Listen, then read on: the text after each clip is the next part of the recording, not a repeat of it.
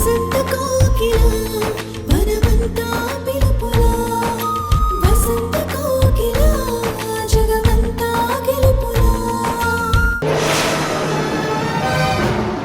నువ్వు లేకుండా అమ్మాయి ఒక్కతే వచ్చిందా లేక నీకు తెలియకుండా వచ్చిందా అని కనుక్కోడానికి వచ్చాం బాబు. సంధ్యని మీరు శ్రీశైలంలో చూసారా? అవును బాబు, కళ్ళారా చూసాం. కావాలంటే అమ్మాయినే అడుగు, ఇక్కడే ఉంది కదా.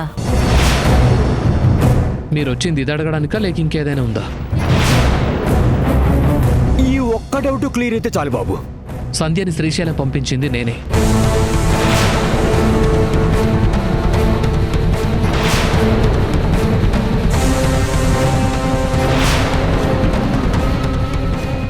ఏంటి, నువ్వు పంపించావా? మరి సంధ్యతో పాటు ఉన్నదెవరనే కదా మీ అనుమానం? అతను సంధ్య ఫ్రెండ్కి అన్నయ్య. సంధ్యని దగ్గరుండి గుడికి తీసుకువెళ్ళాడు. అది తప్పెందుకు అవుతుంది? చాలా ఇంకేమైనా డీటెయిల్స్ కావాలా? చూడండి, మాజీ అత్తమామలుగా మీ మీద నాకు గౌరవం ఉంది. ఆ గౌరవం జీవితాంతం ఉండాలంటే ఇంకెప్పుడు ఇలాంటి అనుమానాలు కంప్లైంట్లతో ఈ ఇంటికి రాకండి. మీకు నా మీద అభిమానం ఉంటే బంధువులుగా రండి, అంతేకాని బంధాలు తెంచే రాబందుల్లా రావద్దు. ఏంటి బాబు అలా అంటావు? నీ మీద మాకెందుకు అభిమానం ఉండదు చెప్పు? ఈ భూమి మీద మాకు మిగిలిన ఏకైక బంధానివి నువ్వొక్కడివే కదా బాబు. నువ్వు ప్రేమించి వెంటపడి పెళ్లి చేసుకున్న ఈ పిల్ల నువ్వు లేకుండా గుడికొచ్చిందంటే వివరమేంటో కనుక్కుందామని వచ్చాం బాబు. ఇప్పుడు అంతా అర్థమైంది కదా? మీ బుర్రలో వెర్రి డౌట్లు క్లియర్ అయ్యాయి కదా? ఇక బయలుదేరండి. అల్లుడు గారు అలా మొహం మీద కొట్టినట్టు చెప్పినా ఇంకా అలా వెర్రి చూపులు చూస్తావెందుకు? పద వెడదాం. వస్తాం బాబు.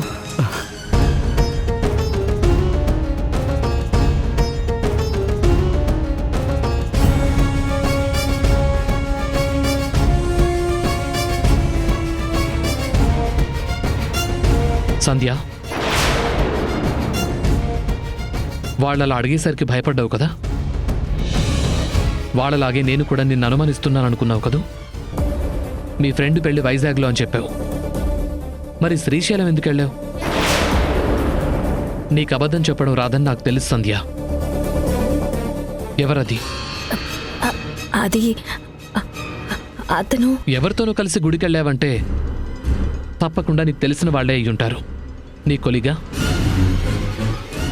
నీ ఫ్రెండా, లేకపోతే నేను చెప్పినట్టు మీ ఫ్రెండ్కి బ్రదరా?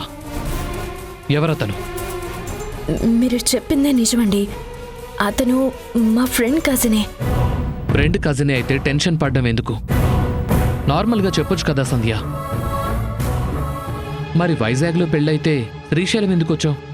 అది వైజాగ్లో పెళ్ళైన తర్వాత మా ఫ్రెండ్ వాళ్ళ ఆయన పెళ్ళైన తర్వాత శ్రీశైలం వెళ్ళాలని మొక్కుకున్నారట. నా ఫ్రెండ్ తోడుగా నన్ను రమ్మని చెప్పింది. ఎటు మీ ఊర్లో లేరు కాబట్టి నేను వెళ్ళానండి. ఓ, అంటే వైజాగ్తో పాటు శ్రీశైలం కూడా కవర్ చేసావన్నమాట. అవునండి, అంతే. ఈ మాత్రం దానికింత భయపడ్డం ఎందుకు సంధ్య? ఎవరో మగాడితో కలిసి గుడికి వెళ్ళావని, అట్నుంచటే వెళ్ళిపోయావని ఎవరో చెప్పగానే అందరి మగాళ్లలాగే నేను కూడా నిన్ను అనుమానిస్తాననుకున్నావా?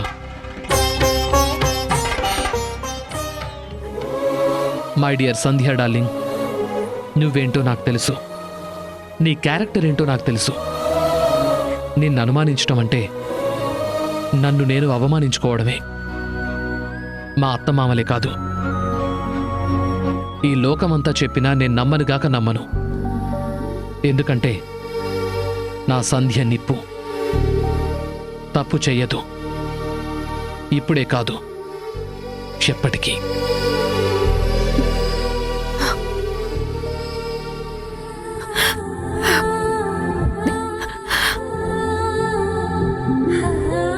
ఐ లవ్ యూ సంధ్య. నా ప్రేమకి ప్రాణం ఇవ్వడమే తెలుసు తప్ప అనుమానించడం, ప్రశ్నించడం తెలీదు.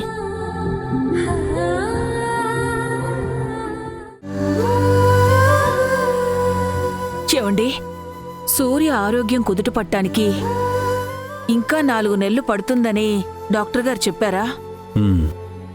అంటే సూర్యకి నిజం చెప్పడానికి ఇంకా 4 నెలలు ఎదురు చూడాలన్నమాట.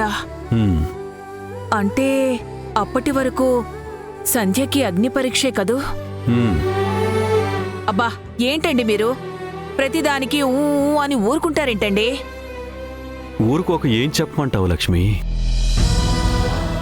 నాన్న, నా వల్ల సంజయ్ జీవితం నాశనమైపోయింది, తల్లి కావాలన్న ఆశ తనకు దూరమయ్యింది, నా వల్ల ఇదంతా అని దీనంగా జాలిగా చూస్తూ అడుగుతుంటే ఏం చెప్పాలో ఎలా చెప్పాలో తెలియక, ఒరేయ్ అదేం లేదురా, సంధ్య చాలా సంతోషంగా ఉంది అని వాడికి అబద్ధం చెప్పిన విషయం నీకెలా చెప్పను?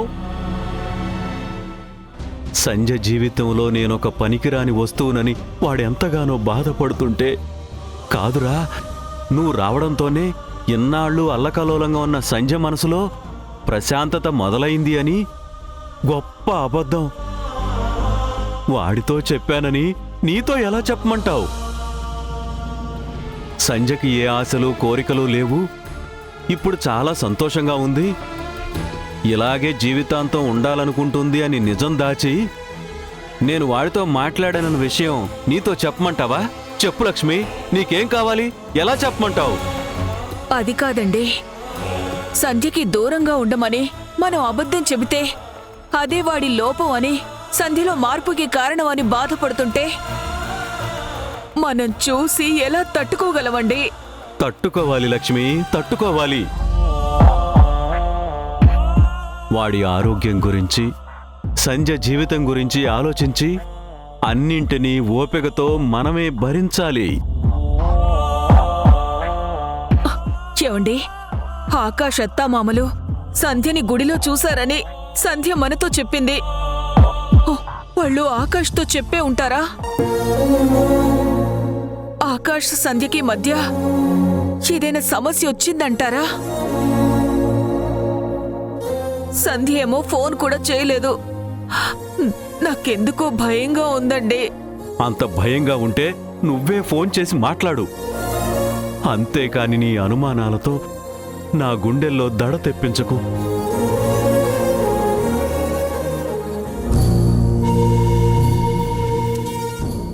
అమ్మ సంధ్య, 100 ఏళ్ల ఆయుష్ తల్లి.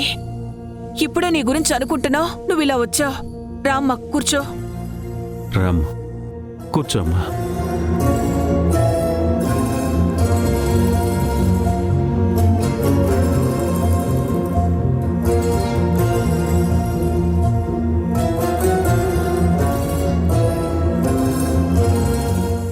ఏమైందమ్మా? ఎందుకిలా ఉన్నావు?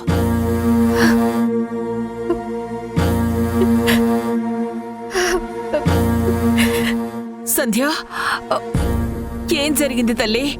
ఆ కన్నీళ్ళేంటి? చెప్పమ్మా, ఏమైంది తల్లి? అంతా నా కర్మ, నా తలరాత. ఆకాష్ అత్తమామలు ఇంటికొచ్చి నన్ను శ్రీశైలంలో మీ అబ్బాయితో చూసిన విషయాన్ని చెప్పారు.